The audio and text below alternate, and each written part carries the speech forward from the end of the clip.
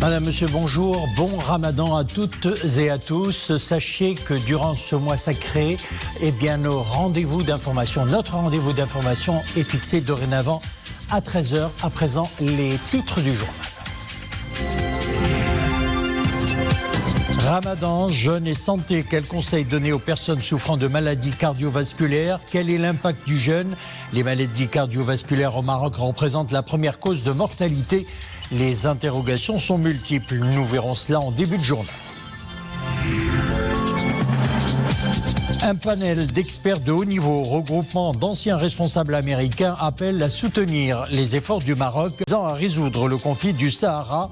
Un panel organisé par le centre américain Republic Underground. Elles étaient des milliers de femmes à exercer dans l'informel au passage de Bab Sebta, débarrassées de leur fardeau. Depuis la fermeture du passage, des centaines d'entre elles ont été embauchées dans des unités industrielles spécialisées dans le textile, avec à la clé des contrats de travail en bonne et due forme. Sa Majesté le roi Mohammed VI Amir al-Mouminin a adressé des messages de félicitations aux chefs d'État des pays islamiques frères à l'occasion de l'avènement du mois sacré de Ramadan. Et toujours à l'occasion de l'avènement du mois béni de Ramadan, le souverain a reçu des messages de félicitations de chefs d'État de nombreux pays musulmans, ainsi que des secrétaires généraux de la Ligue des États arabes et de l'Organisation de la coopération islamique. Ramadan, jeûne et santé du cœur. Les personnes souffrant de maladies chroniques se posent différentes questions relatives au jeûne. C'est le cas des personnes atteintes de maladies cardiovasculaires, justement. Alors, quel impact du jeûne sur leur santé? Qui sont les catégories qui peuvent jeûner? Réponse dans ce reportage à Casablanca. Saïd Al-Idrissi, Soufiane Ibrahimi, Zakaria Mouqinbillah et Nissim Hamdaoui. Nous sommes au service des maladies cardiovasculaires de l'hôpital Ibn Rushd de Casablanca. Cela fait 4 ans que Aïcha est atteinte d'une affection cardiaque. Aujourd'hui, elle vient consulter le médecin pour savoir si oui ou non elle peut jeûner durant le mois de Ramadan. Interrogation que se partagent de nombreux patients. L'échographie du cœur est bonne. Le médecin m'a informé que je pouvais jeûner. Mon médecin traitant m'a orienté vers un cardiologue. Apparemment, je souffre d'hypertension artérielle. Je transpire et je souffre d'essoufflement. On m'a conseillé de ne pas jeûner. S'il est établi que les patients hospitalisés ne doivent pas jeûner, diverses autres personnes atteintes de maladies chroniques nécessiteraient des prises de médicaments durant la journée. Par conséquent, elles ne peuvent pas observer le jeûne. Nous traitons au cas par cas. Certaines personnes atteintes de maladies cardiovasculaires peuvent jeûner, d'autres ne le peuvent pas. Nous évaluons l'état de santé et la pathologie dont le patient souffre. Cela dépend également du traitement médical suivi. على حساب شنو هو الدواء اللي تياخذ تكون مراقبه للضغط الدموي. Les patients doivent contrôler la tension artérielle et la fréquence des battements cardiaques. Les proches doivent faire attention à l'état du malade et veiller sur lui. Il faut aussi éviter l'excès de sel dans la nourriture, car on remarque une augmentation des cas de décompensation cardiaque durant le mois de Ramadan. Les décompensations cardiaques في شهر رمضان. Dans tous les cas, suivre le traitement médical et avoir une bonne hygiène de vie sont nécessaires pour éviter toute complication en ce mois sacré. À présent, ce drame survenu hier en début d'après-midi dans la localité d'El Maziz, dans la province d'Hormisset. 3 jeunes de la localité ont trouvé la mort par asphyxie dans une canalisation d'eau usée. Ce drame est survenu lorsqu'un jeune est descendu dans une canalisation d'eau usée profonde de plusieurs mètres pour la nettoyer. Il aurait perdu connaissance à cause du manque d'oxygène. Pour le secourir, un deuxième jeune du village est descendu dans la canalisation, puis un troisième, tous asphyxiés. Les éléments de la protection civile informés à 13h58, très exactement, se sont dépêchés sur place, mais n'ont pu repêcher que des corps inertes. 3 jeunes de El Maziz qui ont donc perdu leur vie dans ce tragique accident. Page météo à présent, averses orageuses et rafales de vent sur plusieurs régions du royaume. Dès aujourd'hui et ce jusqu'à demain, de fortes averses orageuses de niveau de vigilance orange de 30 à 40 mm de pluie sont attendues d'ici demain jeudi à 6 h dans les provinces d'Azilal, Beni Mellel, Ifren, Khnefra et Midelt. De faibles hauteurs de pluie ont été relevées de 6 h hier à 6 h ce matin. 2 mm à Nador, 1 mm à Taza et moins d'1 mm à Al-Husima, Tétouan, Tanger, Nouassar, Stad, El Jadida, Meknes, Khouribga, Ben Slimane, Agadir, Inzgan et Tiznit. Un panel de haut niveau appelle à soutenir les efforts du Maroc visant à résoudre le conflit du Sahara sur la base d'une solution politique fondée sur le plan d'autonomie comme seule solution à ce différend régional. Organisé par le Centre américain Republic Underground, les participants à cette conférence ont également souligné l'importance du futur consulat américain à Dakhla destiné à faciliter les contacts entre les opérateurs économiques locaux et leurs homologues américains et à promouvoir les investissements et l'aide américaine au développement de la région conformément à l'accord de libre-échange liant les États-Unis et le Maroc. La rencontre organisée à New York a connu la participation notamment de Michael Flanagan, ancien congressman américain, Eric Jensen, ancien chef de la MINURSO et représentant spécial du secrétaire général de l'ONU pour le Sahara, Richard Wetz, directeur du centre d'analyse politico-militaire au Hudson Institute, Elizabeth Meyers, avocate et universitaire, et Nancy Huff, présidente de l'ONG américaine Teach the Children International, ainsi que Rala Behia, vice-présidente de la région Dakhla Oued Dahab, et Mohamed Abba, vice-président de la région La'youn Saqiya al-Hamra. Notre coup d'œil à présent de la situation épidémiologique. D'abord, le total des vaccinés a atteint hier 4 495 477 pour ce qui est de la première dose et 4 155 395 pour la deuxième injection. 684 nouveaux cas d'infection ont été enregistrés en 24 heures, 6 décès, 656 nouvelles rémissions. Les cas actifs se chiffrent à 4 758. Autre chiffre, 446 personnes sont dans un état grave ou critique. 16 sont sous intubation. La situation épidémiologique au Maroc suscite bien des inquiétudes. Le nombre des cas positifs a visiblement augmenté ces 2 dernières semaines et le variant britannique circule dans 7 régions du royaume. Peut-être plus, côté vaccination, le pays est classé 6e au niveau mondial. Les principaux indicateurs de la dernière quinzaine dans ce sujet d'Imanable. Une situation épidémiologique inquiétante dans le monde, mais aussi au Maroc. La tendance est partout haussière. Les cas positifs ont augmenté ces 2 dernières semaines. Les cas sévères et critiques aussi.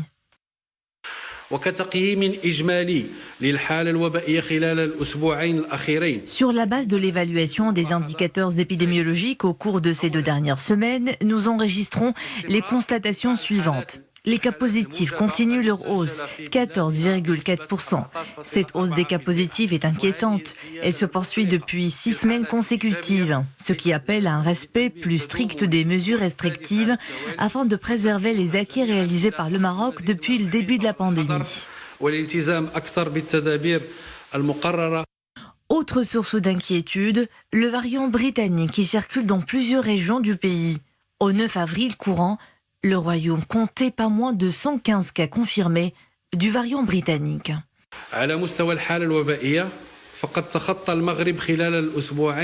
Durant cette quinzaine, le Maroc a atteint le seuil des 500 000 cas positifs. Nous avons également recensé des cas du variant britannique dans cette région et parallèlement à ces indicateurs, la campagne de vaccination se poursuit dans de bonnes conditions depuis son lancement par Sa Majesté le Roi le 28 janvier dernier. À ce jour, 11% de la population marocaine a été vaccinée contre le Covid-19. Le pays figure au 6e rang du classement mondial des pays les plus avancés dans leur campagne de vaccination. Et depuis le début de la crise sanitaire liée à la pandémie du Covid-19, des milliers de femmes sont débarrassées de leur fardeau depuis la fermeture du poste frontière de Bab Sebta. Des centaines d'entre elles ont été embauchées dans des unités industrielles spécialisées dans le textile, avec à la clé un contrat de travail en bonne et due forme. Reportage Fenna Shakil Alaoui, Abdallah Gnouni, Nissil Hamdaoui. Après un peu plus d'une année d'arrêt forcé d'activité dans le secteur informel suite à la fermeture du passage de Bab Sebta, ces femmes voient enfin le bout du tunnel. Et elles sont nombreuses. 60 au total à avoir signé un contrat de travail dans une unité industrielle spécialisée dans le recyclage textile. J'ai travaillé pendant presque 8 ans dans l'informel à Bab Sebta. Mais après la fermeture de ce passage, il y a 1 an et demi, nous avons beaucoup souffert. Dieu merci, l'ouverture de cette unité nous a offert une belle opportunité de travail dans de bonnes conditions. Nous disposons d'une sécurité sociale. Cela nous redonne espoir en une vie meilleure. Nous venons tout juste de débuter le travail dans cette unité industrielle. La tâche qui nous est confiée n'est pas éprouvante. L'employeur nous assure le transport. Nous sommes rémunérés au SMIC. La création d'opportunités d'emploi est une aubaine pour ces femmes, principalement en cette période du début du mois sacré, pendant laquelle les dépenses des ménages vont à la hausse. Quand les efforts de tous les acteurs concernés sont réunis, cela permet de mettre sur pied ce genre d'unité industrielle de recyclage et de valorisation de textiles. Une unité qui crée des opportunités d'emploi aux catégories les plus fragiles, principalement les femmes exerçant auparavant dans la contrebande vivrière au niveau du passage Bab Sebta. Durant cette période d'épidémie, nous avons pu embaucher 500 employés. C'est la 2e unité industrielle que nous lançons dans la région.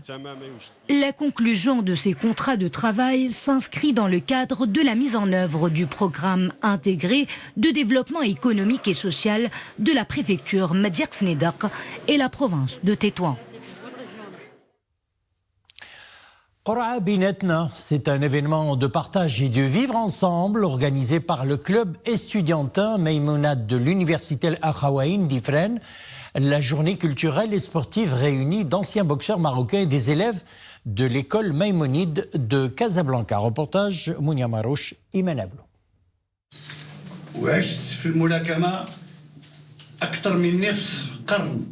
Ils ont défendu les couleurs nationales avec une grande ferveur et se sont distingués dans leur discipline. Eux, ce sont les anciens champions de la boxe. C'est à l'université Al-Akhawaïn qu'ils racontent leur parcours et leurs exploits.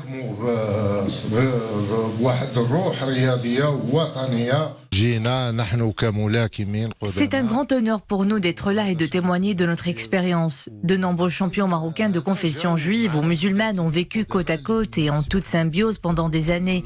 C'est le cas par exemple pour Max Cohen, Bourbouk, Mohamed Chiko, Bourz Ahmed et d'autres.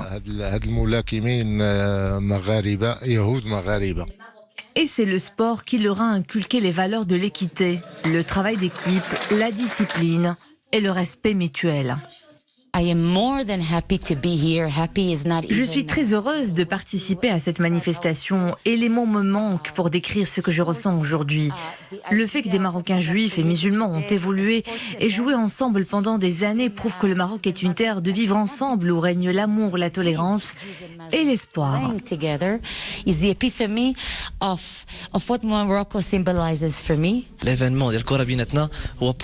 L'objectif de cette initiative est de promouvoir la tolérance entre toutes les religions et notre pays est déjà un exemple à suivre dans ce domaine. C'est un agréable moment de partage et de retrouvailles et surtout un symbole vivant du dialogue interreligieux, une leçon humaine dont ces jeunes étudiants peuvent s'inspirer. À présent, une petite balade au parc d'attractions d'Anfa que beaucoup considèrent comme le nouveau poumon de la métropole. Un espace verdoyant doté d'une série d'équipements, aires de jeu, promenades végétalisées, salles d'exposition, circuits de jogging et bien d'autres loisirs. On voit tout cela dans ce reportage de Dominique Orlando. Il a été inauguré en mars 2020, quelques jours à peine avant le confinement, et même si pour beaucoup de Casablancais vivant aux alentours, il a été suggéré de patienter avant de l'investir, son attraction même de loin était déjà là, indéniable. Il est vrai que 50 hectares de verdure en plein cœur du Grand Casablanca, cela offre tant de passerelles pour pouvoir s'oxygéner. Ici ont été plantés de très nombreux massifs floraux et on peut y découvrir une multitude d'arbustes d'espèces toutes différentes. Nous venons ici pour humer l'air pur. Et puis, chaque espace nous apporte du confort.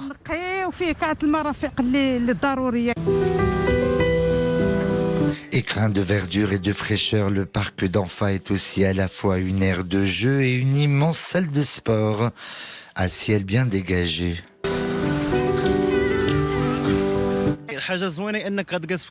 Ce qu'il y a de bien ici, c'est que toute la famille y trouve sa place. Ils ont même pensé aux nouvelles technologies. Il y a des boxes de recharge à l'énergie solaire pour les téléphones. Ici, le repos est même d'ordre psychologique.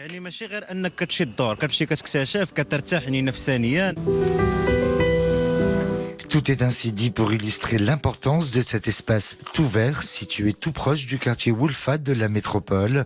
En ce sens, il s'agit d'un véritable échange entre le citoyen très urbanisé et la joliesse d'une nature ici souveraine et protégée.